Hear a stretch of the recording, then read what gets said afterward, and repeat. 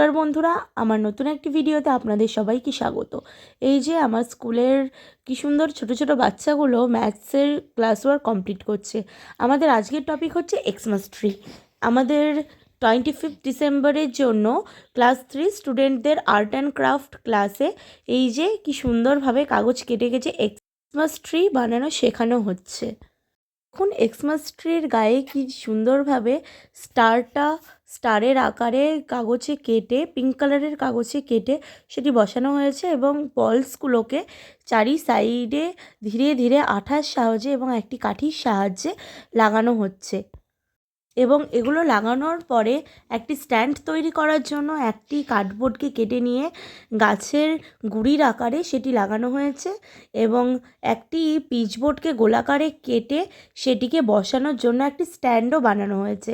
এবং প্রত্যেকটি স্টুডেন্টকে আগামীকাল এই এক্সমাস ট্রিটা বাড়ি থেকে বানিয়ে আনার জন্যও বলা হচ্ছে। Thank you.